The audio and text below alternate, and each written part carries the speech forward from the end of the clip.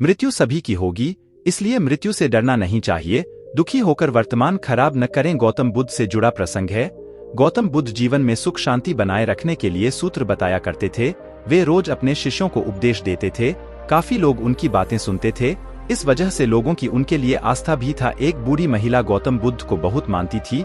एक दिन उसके बेटे की मृत्यु हो गई। बेटे की मृत्यु पर माँ बहुत दुखी थी।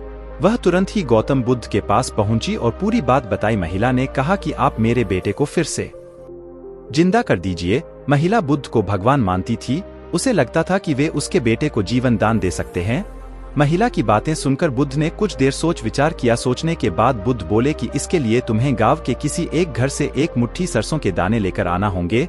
लेकिन एक बात ध्यान रखना, घर ऐसा हो जहां कभी किसी मृत्यु नहीं हुई हो। महिला बेटे के मरने से बहुत दुखी थी, तो उसे एक उम्मीद मिल गई कि उसका बेटा फिर से जिंदा हो सकता है। बुद्ध की बात मानकर वह गांव की ओर निकल गई और घर घर जाकर एक मुट्ठी सरसों के दाने खोजने लगी। महिला घर घर जाकर पूछ रही थी कि अगर इस घर में किसी की मृत्यु नहीं हुई हो तो मुझे एक मुट्ठी सरसों के दाने दे दो। जहां जहां महिला जाती वहां उसे ये जवाब मिलता कि उनके घर में मृत्यु तो हुई है। किसी के घर में पिता, किसी के घर में माता, किसी पत्नी तो किसी के पति और किसी की संतान की मृत्यु हुई थी। पूरे गांव के एक एक घर में महिला ने सरसों के दाने मांगे, लेकिन सफलता नहीं मिली। अंत में उसे समझ आ गया कि बुद्ध ने उसे ऐसा करने के लिए क्यों कहा है। महिला समझ चुकी थी कि मृत्यु अटल है और सभी को एक दिन मरना ही है।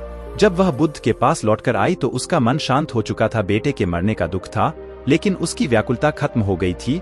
बुद्ध की सीख इस प्रसंग में बुद्ध में संदेश दिया है कि हर एक व्यक्ति की मृत्यु तय है, इसलिए किसी के मरने पर बहुत ज्यादा शोक नहीं करना चाहिए। अपनी मृत्यु को लेकर भी मन में डर न रखें। दुखी होकर वर्तमान खराब न करें।